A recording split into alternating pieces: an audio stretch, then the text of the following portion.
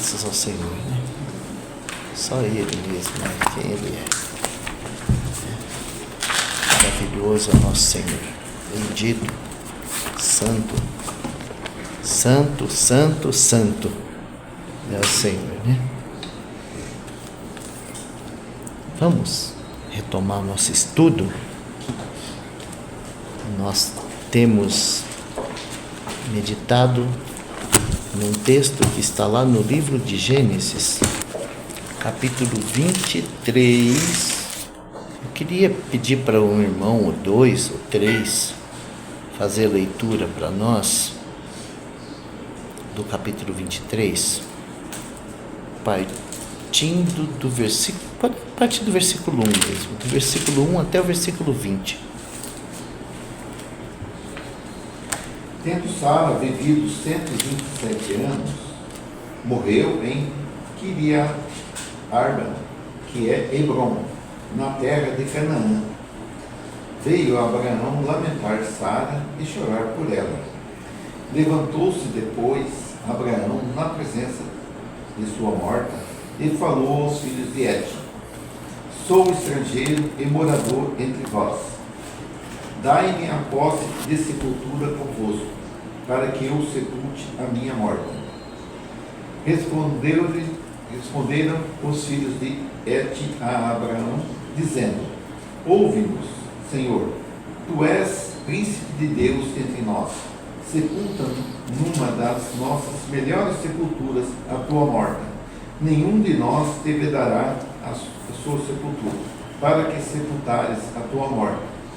Então se levantou Abraão e se inclinou diante do povo da terra, diante dos filhos de Et. Ele lhes falou, dizendo: Se é do vosso agrado que eu sepulte a minha morta, ouvi-me e intercedei por mim junto a Efron, filho de Zoar, para que ele me dê a caverna de Macpela, que tem no extremo do seu campo, que me dê pelo devido preço em posse de sepultura entre vós. Ora, Efron, o Eteu, sentando-se no meio dos filhos de Et, respondeu a Abraão, ouvindo os filhos de Et, a saber, todos os que entravam pela porta da cidade: De modo nenhum, meu senhor, ouve-me, dou-te o campo e também a caverna que nele está. Na presença dos filhos do meu povo te dou, sepulta a tua morta. Então se inclinou Abraão diante do povo da terra, e falou a Efron, na presença do povo da terra, dizendo: Mas, se concordas, ouve-me, peço-te, darei o preço do campo, toma-o de mim, e sepultarei ali a minha morta. Respondeu-lhe Efron: Meu senhor, ouve-me, um terreno que vale 400 ciclos de prata, que é isso entre mim e ti? Sepulta-me a tua morta. Tendo Abraão ouvido isso a Efron, pesou-lhe a prata, de que esse lhe falara diante dos filhos de Et, 400 ciclos de prata, moeda corrente entre os mercadores. Assim o campo de Efron, que estava em Macpela, fronteiro a Mamre, o campo, a caverna e todo o alvoredo que nele havia, e todo o limite ao redor, se confirmaram por posse a Abraão, na presença dos filhos de Et, de todos os que entravam pela porta da sua cidade. Depois sepultou Abraão a Sara, sua mulher, na caverna do campo de Macpela, fronteira Mamre, que é Hebrom, na terra de Canaã. E assim, pelos filhos de Et, se confirmou a Abraão o direito do campo e da caverna que nele estava em posse de sepultura. Amém. Obrigado pela leitura, irmão. Vamos ter mais uma palavra de oração? Pai, no nome santo de Jesus, toma-nos da tua mão, Senhor, e abre o nosso entendimento para que a gente tenha condição de compreender a tua palavra. Conceda-nos espírito de sabedoria e de revelação, Senhor, para que a gente possa sair daqui nessa noite com um entendimento vivo daquilo que o Senhor deseja falar a cada um dos nossos corações. Guarda-nos, Senhor, daquele ladrão que vem roubar a palavra. Guarda-nos, Senhor, guarda-nos de todas aquelas coisas que tentam vir à nossa mente enquanto nós estamos ouvindo a Tua palavra, para que a gente não consiga se concentrar. Ó Senhor, tem misericórdia de nós e dá-nos, Senhor, graça e sabedoria, tanto para falar como para ouvir. E dá-nos coragem também, Senhor, para perguntar aquilo que nós não entendemos. E nos ajuda, Senhor, em nome de Jesus. Amém. Lá no capítulo 12, no versículo 7, nós temos Abraão quando ele chega à terra. E lá, aqui é a primeira vez que o Senhor vai trazer essa revelação para ele. Capítulo 12, versículo 7. Está escrito assim, ó. Apareceu o Senhor a Abraão e disse: a tua descendência darei esta terra. Só até aqui. Ou seja, quando Abraão chegou a Canaã, então ele teve essa revelação clara do Senhor. A tua descendência darei. Antes, quando o Senhor chamou, o Senhor falou assim, ó, vai para a terra que eu hei de te mostrar. Não falou que ia dar, falou, vai para a terra que eu hei de te mostrar. Aqui o Senhor foi bem claro com ele. A tua descendência. O Senhor não falou assim, ó, a ti darei essa terra. O Senhor falou assim, ó, a tua descendência. Agora, quando a gente chega, que ele tem aquela crise do capítulo 15, quando o Senhor vai fazer aliança com ele, então o Senhor é um pouco mais claro sobre a terra. Está lá no capítulo 15, no versículo 18, quando o Senhor passa no meio daquelas metades que ele abriu para fazer aliança. Então o Senhor vai dizer para ele assim, olha, no versículo 18: naquele mesmo dia fez o Senhor uma aliança com Abraão, dizendo: a tua descendência tenho dado esta terra. Agora, se voltarmos um pouquinho, no versículo 13, o Senhor disse assim a ele, no mesmo capítulo, tá? Gênesis 15, versículo 13. Isso. Então disse a Abrão: saibas de certo que peregrina será a tua descendência em terra alheia. E aqui ele está falando do Egito. E será reduzida à escravidão, e será afligida por 400 anos. Mas também eu julgarei a nação a qual ela tem de servir, e depois sairá com grande riqueza. E tu irás a teus pais em paz, em boa velhice serás sepultado. E a quarta geração tornará para cá, porque a medida da injustiça dos amorreus não está ainda cheia. E aí depois dele vai dizer: a tua descendência tenho dado essa terra. Bom, o que a gente viu aqui é que de certa forma o Senhor revelou para Abraão que aquela terra um dia pertenceria a ele, mas a ele assim, na sua descendência. Lembra que eu falei para os irmãos que o conceito de eternidade daqueles homens estava em gerar um filho, e gerar outro filho, e gerar outro filho? Então ele ia herdar aquela terra no futuro. Agora, eu preciso explicar isso para os irmãos conseguirem entender o conceito ou o ensino que está lá para a gente poder entender, tá?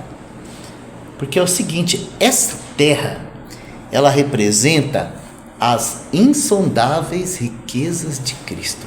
Canaã significa isso. Canaã não significa o céu, tá?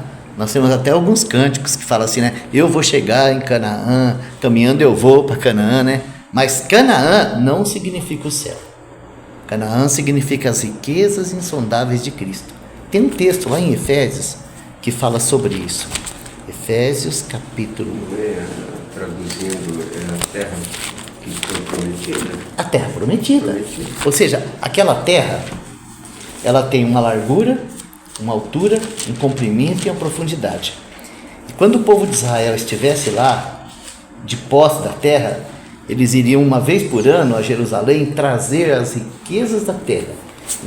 Então quando o povo de Israel estivesse junto, adorando a Deus, seja na Páscoa, seja no Pentecostes, seja no Tabernáculos, seja na festa do perdão, então se ficaria conhecendo as riquezas insondáveis da terra, porque cada um na sua posse da terra iria retirar de lá aquilo que a terra produzia, e então todo Israel desfrutaria das riquezas insondáveis da terra, ou seja, aquela terra rica em ouro, rica em uvas, rica em trigo, rica em diamante, aquela terra rica em tantas coisas, ela seria desfrutada pelo povo de Israel, quando esse povo fosse uma nação e estivesse de posse da terra, entende? Agora, tudo isso no Antigo Testamento é uma figura, porque hoje no corpo de Cristo, quando a igreja se ajunta e todos funcionam como está lá em 1 Coríntios 14, ou seja, um tem, o que a gente experimenta? As riquezas insondáveis de Cristo. Quando só um fala e todo mundo ouve, você só tem a medida daquele um. Mas quando a igreja funciona como deveria funcionar... Israel está do norte ao sul do planeta Terra, né? Sim, as insondáveis riquezas de Cristo. Então, mas quando nós não extraímos nada da terra, nós os santos, extraímos de Cristo. Então, quando nós estamos juntos, que nós repartimos, quando a Judite compartilha a experiência dela, nós experimentamos riquezas insondáveis de Cristo. Quando a Márcia compartilha as experiências dela, nós experimentamos riquezas insondáveis de Cristo. Quando o Zé compartilha a experiência dele, nós experimentamos as riquezas insondáveis de Cristo. Por quê? Porque cada um dos filhos de Deus possui algo de Cristo. Então, quando você pega aquilo de Cristo e reparte, quanta riqueza nós temos no corpo de Cristo, não é verdade? Embaixadores de Cristo. Sim, e nós precisamos, que o Espírito Santo quebre a nossa religiosidade, a nossa timidez, essa nossa maneira errada de fazer as coisas, e que a gente realmente aprenda a ter essa liberdade, essa mutualidade, aonde cada um tem, porque está isso escrito lá em 1 Coríntios 14, quer ver, antes de ler o texto de Efésios, eu quero ler esse texto, só para os irmãos verem. Qual? 1 Coríntios, capítulo 14, versículo 26. Alguém quer ler? Posso ler? Pode. Que fareis, pois, irmãos, quando vos ajuntais? Cada um de vós tem salmo, tem doutrina, tem revelação, tem língua, tem interpretação. Faça-se tudo para a edificação. Não é lindo isso? É isso que ele está falando. O que vocês fazem quando vocês se ajuntam? O que vocês fazem? Vocês fazem um ritual? Não, cada um de vós tem. Cada um dá o que tem. E assim nós temos um culto, onde as riquezas de Cristo é conhecida. Era para isso que nós deveríamos reunir. Assim se reunia a igreja primitiva. Mas o texto que eu queria compartilhar, ele está em Efésios capítulo 3. Efésios capítulo 3, versículo 8. A mim, o mínimo de todos os santos, me foi dada esta graça de anunciar entre os gentios, por meio do Evangelho, as riquezas incompreensíveis de Cristo. Riquezas incompreensíveis de Cristo. Alguém tem uma tradução que está riquezas insondáveis? Eu tenho. Tem, né? É que essa palavra insondável, ela é um pouco mais próxima daquilo que o original está lá, mas incompreensível também tem a mesma linha, né? Porque alguma coisa que é incompreensível é alguma coisa que não pode ser sondada, né? É grande demais, é abundante demais para você compreender. Então é isso que Paulo está falando, que o que ele recebeu, né, foi a graça de anunciar entre os gentios por meio do Evangelho. O que ele diz aqui: as riquezas insondáveis de Cristo. Sabe o que a gente vê aqui? Que o Evangelho de Paulo não era igual ao nosso. Porque o nosso Evangelho é muito limitadinho. O dele era tão grande, né? O nosso é tão pequenininho, o dele era tão grande, que ele chama o Evangelho dele de o Evangelho das riquezas insondáveis de Cristo. Essa tradução aqui está incompreensíveis.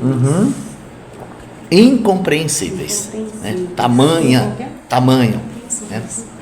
Se a gente continuar lendo o texto, para a gente entender um pouco melhor o que ele está falando, se a gente continuar lendo o texto, nós vamos chegar lá no versículo 18 e 19.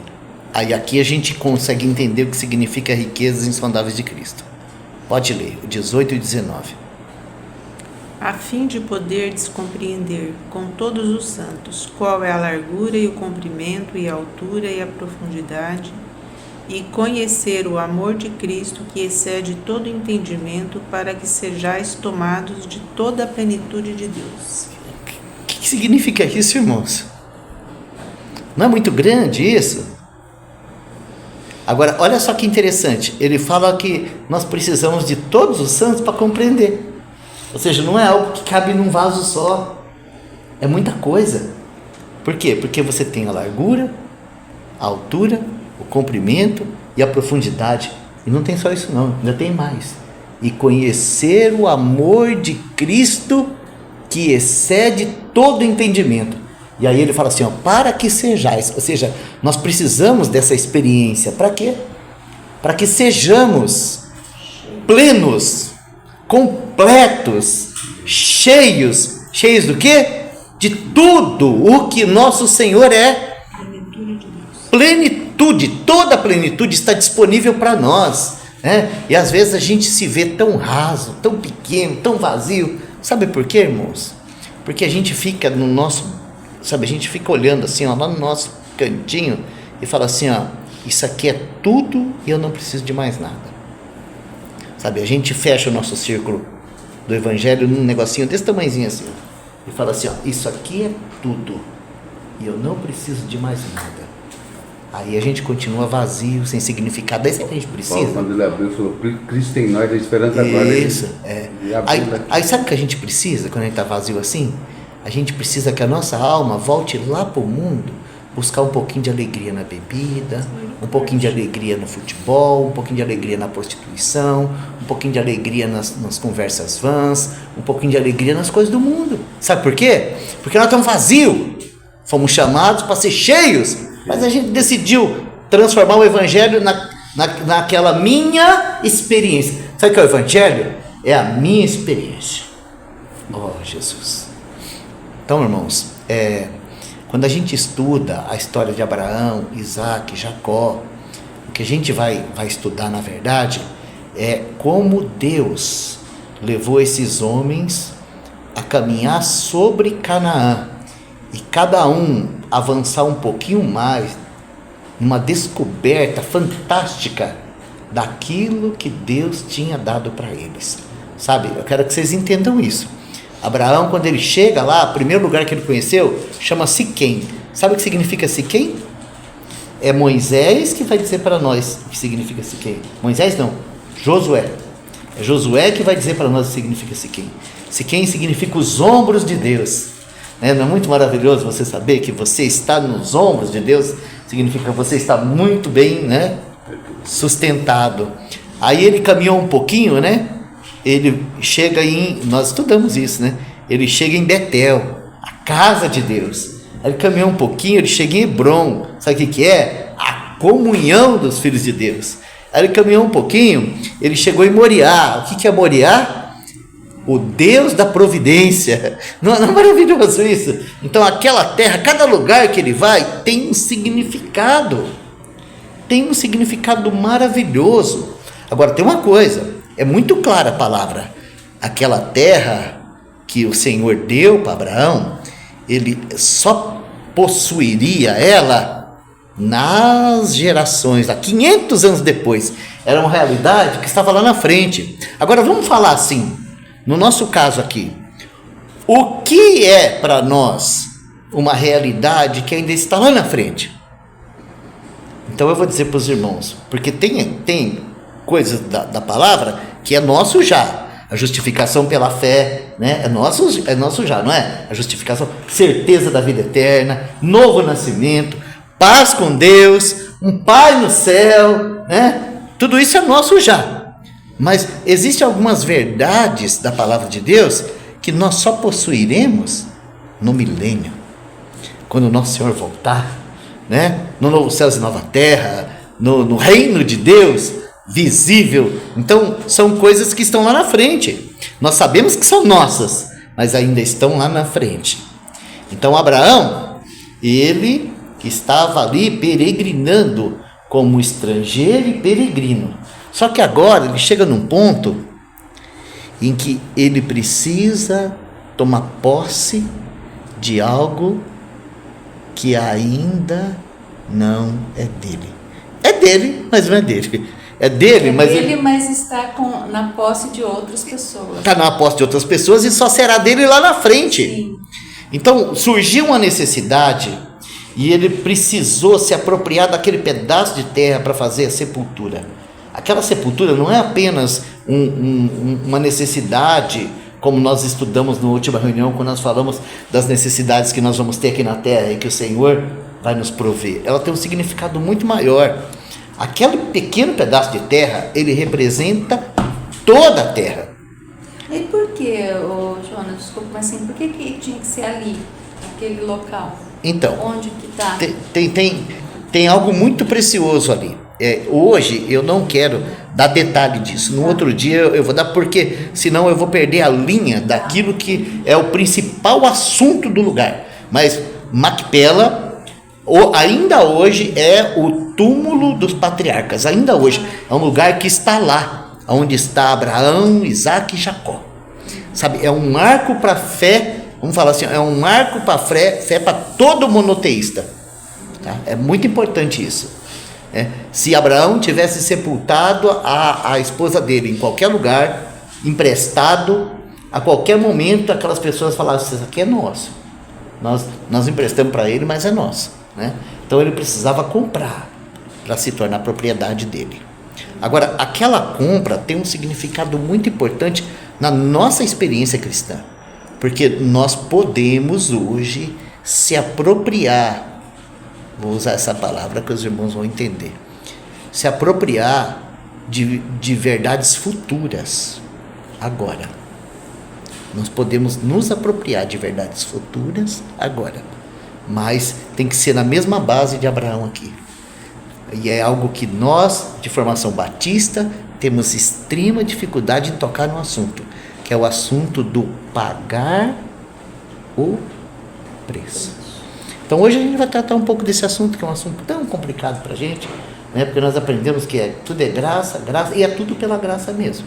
Mas se você quiser se apropriar de alguma realidade da era vindoura, você precisa pagar um preço. E nós vamos aprender um pouco o que significa isso, o que significa para nós pagar um preço. Nós vamos ler alguns textos da palavra no Novo Testamento para poder compreender isso. Mas antes da gente entrar nesse assunto, de fato, eu preciso ler só mais um versículo que nós lemos lá no texto, tá? Para os irmãos compreenderem a diferença de você possuir algo por promessa e de você adquirir como seu. Gênesis de novo? Isso, voltando lá em Gênesis. Está muito claro o texto lá, sabe? Então, eu não preciso de outro. Gênesis capítulo 23, versículo 18. Olha só. Isso aqui só aconteceu depois que Abraão pagou aquelas 400 ciclos de prata. Tá? Abraão pagou. E é muito interessante esse negócio, né? Porque Abraão, ele faz questão de pagar o preço devido à terra. Aqueles homens queriam dar para ele aquela terra, mas ele fez questão de pagar o preço. Você vê que ele lutou por isso, né? E aí o texto no versículo 18 diz assim, olha, vou começar do versículo 17, tá? Assim o campo de Efron, que estava em Maquipela, em frente de Manre, o campo e a cova que nele estava, e todo o arvoredo que no campo havia, que estava em todo o seu contorno ao redor, se confirmou a Abraão em possessão diante dos olhos dos filhos de Et, de todos os que entravam pela porta da cidade. Ou seja, para que aquilo fosse dele de fato, diante dos homens dos dias dele, houve um preço a ser pago. Então, É como se fosse assim, só estou tentando para não sim, sim. Você pode ter a posse de um lugar por estar lá. Então você tem a posse para nós hoje. Quando você paga o preço, você adquire a propriedade. Você se torna senhor daquele lugar, legalmente falando assim. Ele fez questão de comprar porque ele sabia que tinha que ser ali. E ele queria, como você falou, tinha que ser aquele lugar e ser dele, que ele pagasse o preço por isso. Então, vamos dizer assim, não era pelo fato dele estar andando lá que aquilo lá era dele. Sim, ainda que não seria, porque ele estava lá na frente. isso, ainda que Deus falou para ele, anda na terra, percorre ela, norte, sul, leste, oeste. Mas o Senhor só vai falar para Josué, aonde você botar a planta do pé será teu, para Josué, não para Abraão. Abraão, o Senhor pediu para ele percorrer a terra e fala para ele assim, ó, essa será a terra da tua descendência. Ou seja, tudo estava no futuro. Então, eu vou tentar explicar isso para os irmãos de uma maneira bastante prática. Tá? Nós possuímos todas as riquezas insondáveis de Cristo. É tudo nosso de maneira objetiva. Ou seja, já é nosso. E um dia nós seremos como Ele é. Mas hoje, para a tua empregada ver Cristo em você, você tem que pagar um preço. Entende isso? Entende isso? Então, Cristo é a nossa santificação. Mas para a tua empregada ver santificação em você, você tem que pagar um preço. Não é verdade? Para qualquer pessoa. Porque você tem que refletir Cristo. Sim, Cristo é a nossa justiça, não é, Francisco? Mas, vamos falar assim, para aquele camarada com quem você está negociando, ver Cristo como sua justiça, você tem que pagar um preço. Não tem que pagar um preço? É esse o assunto. Então, quando nós pagamos um preço, de certa forma, aquilo se torna nosso por possessão diante daqueles que estão à nossa volta. E se não pagarmos um preço, então a gente só fica nos objetivos e não tem testemunho diante das pessoas aqui. Então é a nossa obra, É a nossa obra, é disso que eu estou falando, é a nossa obra. Então Abraão aqui, ele pagou um preço. É verdade que o Senhor já tinha providenciado para ele aquelas moedas, mas ele precisava pegar e... Que nem na pregação passada você pregou que ele estava vivendo aqui como um forasteiro, que ele peregrino já foi, ele preocupado aqui porque ele foi, a Nova Jerusalém era a casa, né? Exatamente. Ele não estava preocupado, mas só como teve que sepultar a esposa dele, ele precisava... Tinha que pagar um preço. Aquilo ali tinha que ser demonstrado que era dele, para que a esposa fosse sepultada lá. Se você pegar o mapa de Israel e achar esse lugar, você vai ver que é o centro do centro do centro da terra. Então é muito precioso isso. Por quê? Porque ele começou a se apropriar da terra do centro para a periferia. E é assim também a nossa relação com Deus. As coisas começam primeiro lá no nosso espírito. E aí depois a gente vem sendo conquistado até chegar no corpo, É igual Jacó, A mulher que ele amava, sim. Ele teve ela. Mas ele pagou mais 7 anos. Mas ele teve ela sim, antes, mas ele pagou o preço. Pagou pelas duas, 14 anos. Pagou pela que ele era apaixonado e para que amava ele também. É que a primeira, ele primeiro pagou. Depois... A outra não, ele já teve ela, mas ficou lá pagando mais 7 anos. Então, mas na verdade não aconteceu isso, sabe? Ele pagou, mas ele levou a Lia. Não, eu sei. E a Lia era a providência de Deus. Sim, a Raquel era a desobediência. era a insistência do carnal, Mas vamos olhar um pouquinho para esse assunto do pagar o preço? Vamos gastar um tempinho nisso hoje? Vamos pegar um texto, se der tempo, que está lá em Mateus capítulo 10, que a gente precisa entender esse assunto, para a gente não cair no legalismo, sabe? Mateus, capítulo 11, versículo 12. É que quando eu tô lendo, toda vez que eu tô lendo, eu olho isso aqui, 11 e 12. Desde os dias de João Batista até agora, o reino dos céus é tomado por esforço e os que se esforçam se apoderam dele. Ó, isso aqui é um assunto polêmico. Os irmãos têm dificuldade com esse texto, né? Então, o que eu já ouvi de interpretação disso aqui dá até medo, sabe? Mas ele está dizendo o que aqui? Ele está dizendo que desde os dias de João Batista até agora. Guarda bem essa palavra, agora. Porque a ênfase desse versículo é agora, tá? Agora. Então, vamos falar assim, ó. Para aquele que ainda não creu no Senhor, o assunto do reino do céu é arrependei-vos, porque está próximo o reino dos céus. Agora, para nós que já nascemos de novo, o assunto, a ênfase agora é o agora. E agora que você nasceu de novo? Qual que é a situação? É exatamente essa daqui. Agora se faz violência ao reino dos céus, e é pela força que se apoderam dele. É exatamente esse assunto que nós estamos falando, porque enquanto o reino não se manifestar, nós vamos ter que pagar um preço para poder se apoderar de qualquer realidade dele.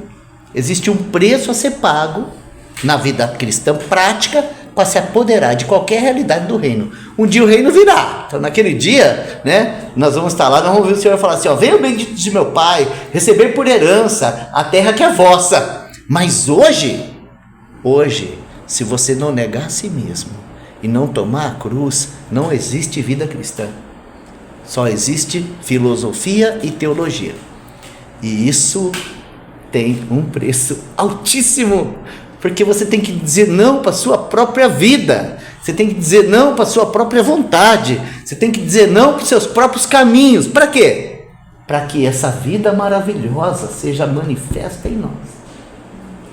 Ou seja, isso não acontece no automático. Sim. Esse reino dos céus que ele fala aqui é o reino milenar? Não, ele está falando que hoje você se apropria dele.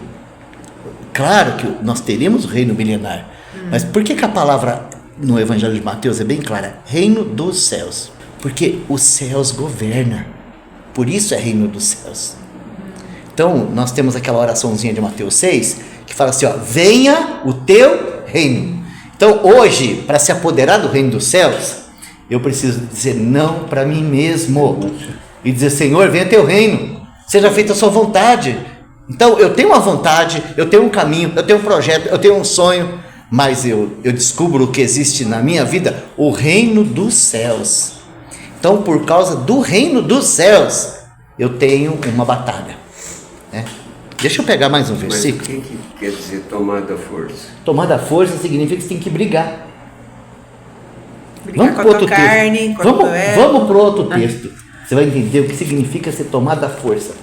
Você já pegou algum bicho? Já pegou um bicho pelo rabo ou pelo chifre? Já fez isso? Já, né? Então você sabe, é isso aí. É isso aí que a gente tem que fazer, entendeu? É exatamente isso aí. Vamos lá em 1 Coríntios capítulo 9, lá o texto é muito claro. Aí eu acredito que a gente vai andar rápido, sabe? Só vou deixar um problemão aí para os irmãos meditar, entendeu? Mas a gente não vai ter dificuldade de achar texto não, tá? 1 Coríntios capítulo 9. Esse texto, todo esse capítulo é muito rico nesse conceito, tá? Todo ele, mas nós vamos focar do versículo 24 até o 27. Então, pode ler devagar, tá? E se alguém tiver dúvida, a gente para. Vamos tentar compreender isso aqui. Não sabeis vós que os que correm no estádio, todos, na verdade correm, mas um só leva o prêmio? Correi de tal maneira que o alcanceis. Ponto. Entendeu o esforço aqui? Então, a vida cristã não é deitar numa rede, falar assim, eu fui alcançado pela graça, agora é só esperar Jesus voltar. A vida cristã aqui ela é comparada com uma maratona, tá? E aí fala assim, ó, numa maratona acontece o seguinte, tem 1000 participantes, só que um só leva a coroa.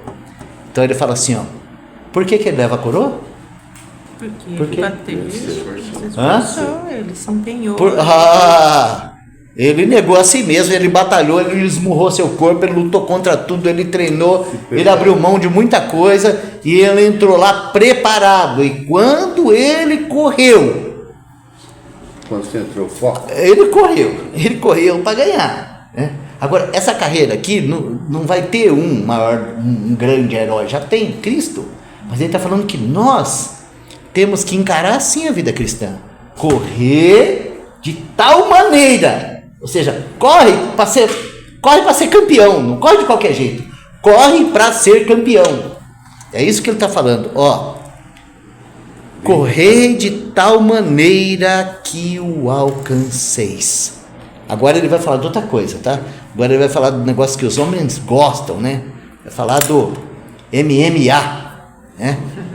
Não é isso? A luta greco-romana, ou o jiu-jitsu, né? Ou como que chama o negócio lá que o povo gosta demais? Meu filho gosta tanto, gente. Esse aí que agora virou esporte, que antes para nós era homicídio, agora virou esporte. Como que chama esse campeonato dos americanos lá? UFC. Agora ele vai falar do UFC, né? Eu lembro que um irmão uma vez me chamou e falou assim: irmão, preciso de oração, preciso de ajuda. Eu falei: o que é? O meu marido está no pecado. Você tem que ajudar ele, irmão. Ele agora não larga mais o UFC.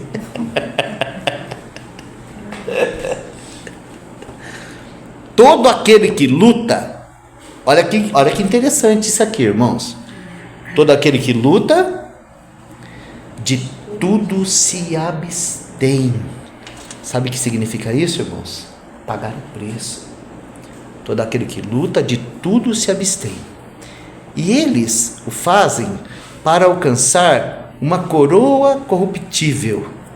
Porque eles lutavam por uma coroa de louro. Na hora que colocava aqui, estava verdinha. Mas quando chegava em casa, já tinha secado, murchado. Então ele fala assim, ó, eles dão a vida lá naquele ringue. Por uma coroa corruptível. É igual esses caras que alterofilismo, né? Que treinam, tem que fazer um jeitinho, tem que fazer para ganhar massa. Isso, abre mão de tudo por causa de uma coroa corruptível. Aí ele vai dizer assim, ó, nós, porém, por uma coroa incorruptível. Ou seja, essa luta, tá? Vamos falar assim, como diz o texto lá, essa batalha para possuir o reino dos céus, ela tem um resultado maravilhoso e eterno. Ou seja, nós vamos lutar, nós vamos ter que negar a si mesmo. Mas aí não acaba a graça? Não acaba a graça, porque sem a graça nós não tinha condição nem de entrar no ringue, entende? Mas o Senhor nos tem dado tudo. Aí não pode vir aquele entendimento, então, que é o esforço próprio que leva você a... Não, irmão. A verdade é a seguinte. Esse entendimento de que tudo não tem esforço, ele não é bíblico, entende? Porque, vamos dizer assim, nós somos salvos pela graça e tudo é pela graça. Porque se o Senhor não te der saúde, você não está aqui. Não tem como lutar. Entendeu? Então, mas eu formulei errado. É assim, ó. Não dá a interpretação de que é o meu esforço que me leva a alcançar a graça. Então, mas essa é uma interpretação errada. Então, é errado, mas não dá esse Dá, pode dar essa interpretação, mas a ideia do texto não é essa. Mas, Jonas, uma coisa é a graça da salvação. Nós somos salvos incondicionalmente, porque nós cremos no Senhor. Isso é graça. Agora, a santificação... Então, nós estamos falando de um assunto, por exemplo, a santificação. É um caminho, que é a salvação então, nossa, eu entendo assim hoje. Para nós vermos, sermos a imagem e semelhança do Senhor Jesus, para ver Cristo em nós, isso é uma carreira a correr. Então, o que a grande... Não é só graça, né? Não é graça, também é obra. Então, a gente precisa entender claramente uma coisa. Uma criança só pode crescer porque existe vida dentro dela, certo? Todos nós temos vida dentro de nós, por isso nós crescemos. E olha aqui a grande diferença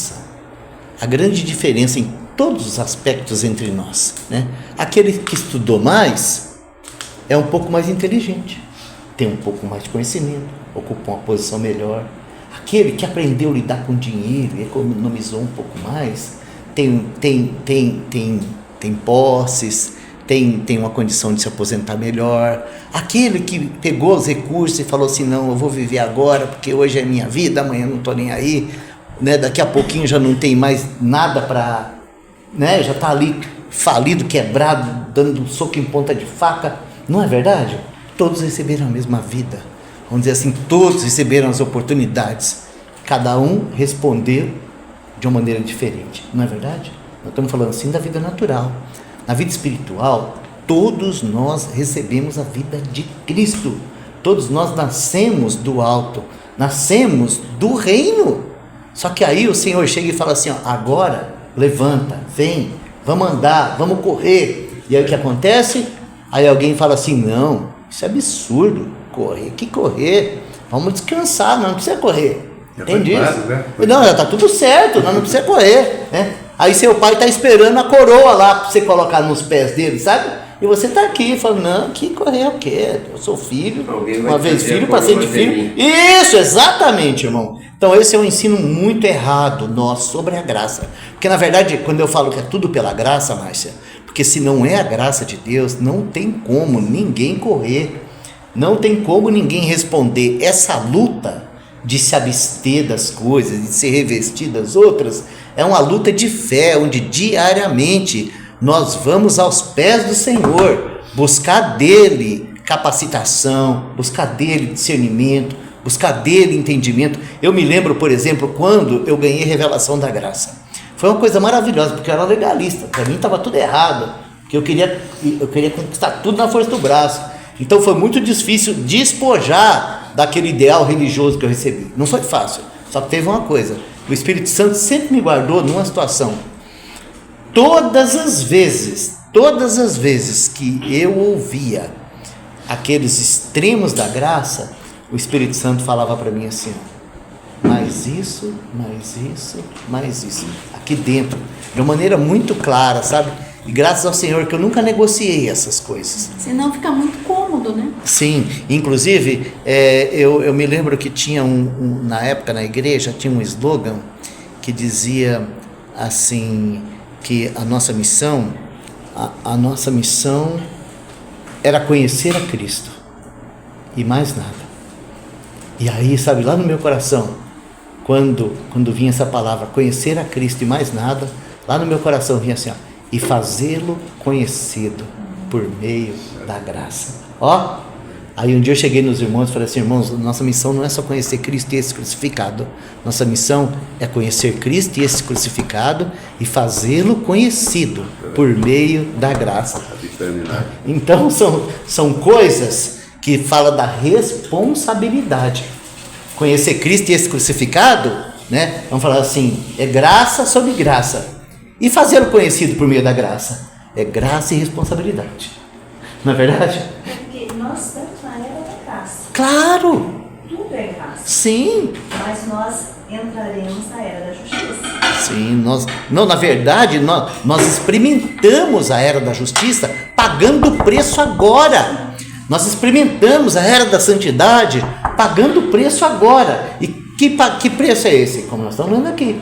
Vou correr a carreira. Fui chamado para correr uma carreira, eu vou correr. Entendeu? Mas então, nessa carreira, Jones, nós temos lá depois a recompensa. Sim. Então nós corremos a carreira porque nós temos Sim. prêmio. Mas nós temos que correr com qual pensamento? Ser primeiro. Sim. Entendeu? Nós temos que correr com esse pensamento. Não é correr de qualquer jeito. É correr para vencer. Eu vou correr para vencer. Mas aqui... Lutar contra o prato de comida se quiser ficar magro. É isso aqui, é isso aí, irmão. Então ele fala assim, ó, eu luto, né? Eu luto por causa de uma coroa incorruptível. Então, no versículo 26, ele fala assim, ó, pois eu assim corro, não como coisa incerta, não é uma coisa de qualquer jeito, né? Assim combato, não como batendo no ar, ou seja, a vida dele tinha propósito. Ele estava avançando para conquistar aquilo para que ele foi conquistado. Então ele vai dizer assim no versículo 27, ó, aqui, esse versículo, ele resume tudo. Olha o que ele fala: antes subjugo o meu corpo e o reduzo à servidão, para que pregando aos outros, eu mesmo não venha de alguma maneira a ficar reprovado. Na verdade, assim, ele está dizendo aqui no 25, as pessoas fazem tanto esforço por causa de uma coroa que não vale nada. Sim. Então, ele tem que fazer muito mais, ele que o faça para uma coroa eterna. Ou seja, ele estava fazendo um esforço. Sim, né? Exato. Então, já que fazia um esforço por nada, né? Exatamente, por uma Agora, vaidade, né? Exato. Então, que faça o esforço, que continue o esforço, mas para uma coroa eterna, né? Sim. É isso, que é muito... Exatamente isso que ele está falando. Agora, vamos lá. Vamos continuar a leitura, porque tem mais aqui, ó. No próximo capítulo, no capítulo 10, nós vamos ler. Mas olha o que diz no capítulo 10, já que a gente... É que meus olhos vieram aqui, sabe? E eu vi tão claro isso aqui, sabe? Versículo 12 e 13. É o 12 e 13. Ele fala assim, ó: aquele, pois, que cuida estar em pé, olhe que não caia. Ó, nós estamos falando de uma batalha, irmão, né? E aí ele vai dizer assim no versículo 13, ó: não veio sobre vós tentação senão humana. A graça aqui, ó: mas fiel é Deus, que não vos deixará tentar acima do que podeis. Antes, com a tentação, dará também o escape, para que a possais suportar. Tá? Deixa também, ninguém carrega um fardo maior do que possa Não, suportar. você viu o equilíbrio? Aqui... É a graça, né? Eu sei que o horário já foi, mas eu preciso de mais um texto para a gente terminar. Começar, né? Que eu acho que esse assunto vai dar pano para manga. Esse assunto Né? ficou bom. né? Então vamos ver se na próxima reunião a gente traz coisa para debater sobre esse assunto, tá? Mas vamos lá. Apocalipse, capítulo 3. Porque, irmãos, não é fácil a gente falar sobre esse assunto de pagar o preço. E se a gente não for completo, aí a gente dá margem para as heresias. Apocalipse, capítulo 3. É importante isso aqui, tá? Porque do versículo 14 até o 22, nós temos a igreja de Laodiceia. E eu posso dizer para os irmãos que nós parecemos demais com a igreja de Laodiceia. Nós somos muito parecidos. Olha só. Quem nunca pensou assim, ó? Vamos lá. Eu vou fazer a leitura, tá? Mas eu vou parar no versículo 17. E ao anjo da igreja de Laodiceia escreve: isso diz o Amém, a testemunha fiel e verdadeira, o princípio da criação de Deus. Conheço as tuas obras, que nem és frio nem quente. Quem dera fosses frio ou quente. Assim, porque és morno e não és frio nem quente, estou, no original, tá? Estou a ponto de vomitar-te da minha boca. Então, ele está falando aqui das obras. Ele não está falando, ó, eu conheço objetivamente o que você é em mim. Não, assim, eu conheço como você anda. É isso que Deus está falando. Ele não está falando assim, ó, eu conheço objetivamente que você está em Cristo, que Cristo está em você. Não, ele está falando assim, ó, eu conheço as tuas obras. Eu sei que tipo de vida cristã você vive. É isso que o Senhor está falando. Então ele fala assim, ó: assim, porque não és frio nem quente. Tá? É importante a gente dizer isso, porque às vezes a gente tem a ideia de que frio é porque você não é pentecostal, e de que quente é porque você é cheio. Não é essa a ideia do texto, tá? Um dia nós vamos falar sobre isso. Provavelmente na próxima reunião nós vamos falar muito simplesmente o que significa isso, frio ou quente, né? Mas o problema do Senhor aqui é porque eles estavam no estado de mornidão, né? Eu estava estudando esses dias, ouvindo uma pessoa falar sobre vírus, e ele falou que o lugar de vírus, bactéria e fungo se multiplicar é onde tem mornidão. No lugar frio ele fica parado, no lugar quente ele morre. Onde é morno a coisa vai, né? Aí por que o Senhor fala isso? Que ele está nessa situação assim insuportável, está quase, né? Por que ele fala isso? Né? Então ele vai dizer assim, ó, agora ele vai falar o que os irmãos pensavam de si mesmo. Ó, como dizes, rico sou, estou enriquecido e de nada tenho falta. Ou seja, esse era o pensamento espiritual da igreja de Laodiceia. Eles achavam que eles não precisavam de mais nada, que eles tinham chegado no suprassumo da revelação, no ápice da coisa. Esse era o pensamento deles. Nós chegamos num ponto que a gente está rico, enriquecido e não precisa de mais nada, né? Nós temos um bom preletor, nós temos bons livros, nós temos uma boa comunidade, nós temos boa arrecadação, pronto, não precisa mais nada, tá tudo certo, né? Aí a resposta do Senhor sobre essa condição é a seguinte: e não sabes que és um desgraçado. E aqui ele não está falando de que perdeu a graça não, tá? Ele está falando que você é um andarilho. Um andarilho. Você acha que você é milionário, mas você é um andarilho. Você quebrou, o Collor foi lá e limpou teu dinheiro. Não sabes que és um desgraçado, miserável, pobre, cego e nu. Aí olha o que ele vai dizer aqui. Vê se isso não significa pagar o preço. Aconselho-te que de mim compres ouro provado no fogo, para que te enriqueças. Sabe o que é isso aqui, irmãos? É quando a doutrina objetiva se torna a minha experiência. Entende isso? Antes eu acreditava que Deus era um Deus de milagre, porque estava escrito. Agora eu acredito porque eu passei pelo vale da morte e experimentei isso.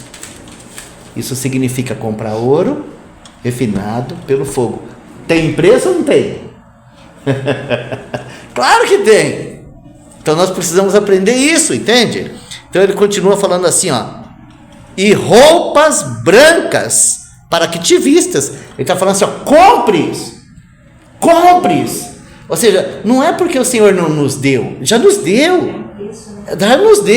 Sabe, naquele dia lá, nós vamos estar tudo vestido de branco. Mas hoje, para você andar de branco aqui, no meio dessa sociedade corrompida, falida, miserável, tem um preço a pagar. Você tem que negar a si mesmo, você tem que crer que você é justo, que você é santo e que você já largou para trás a velha vida, para que haja vestes brancas.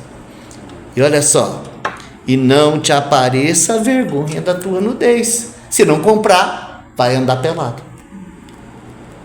E que unja os teus olhos com um colírio, para que vejas. Ou seja, existe até um preço para a revelação. Sabe, irmãos? Eu já vi um monte de preletor falar isso. Toda a revelação que a gente precisa está nas Escrituras. Mas eu vou dizer para você, se você não der prioridade à palavra de Deus, se você não levar a sério a palavra de Deus, se você não chorar aos pés do Senhor, pedindo para Ele vencer a tua mente vazia, você não vai ter revelação. Vai ser assim, vai passar a vida cristã e você não vai saber nada de nada, porque não houve um cúmplice. Então, irmãos, são coisas sérias da palavra que nós temos que aprender a considerar, né? Pode relacionar isso com aquele texto que eu não lembro qual, mas diz assim que nós não somos salvos pelas obras, mas para as obras. Isso, é exatamente isso, Zé. Qual que é esse texto? É Efésios 2:9. Entendeu? Faz obra para ser salvo. Você é salvo, por isso que você faz as obras. Isso, então porque nós somos salvos, porque nós somos redimidos, porque nós somos como Abraão. Então aqui e agora nós só daremos um testemunho que nós possuímos o reino dos céus, pagando um preço. Amém. Na presença de todos que estão à nossa volta. Então, na próxima reunião, se vocês quiserem, a gente pode tocar um pouco mais nesse assunto.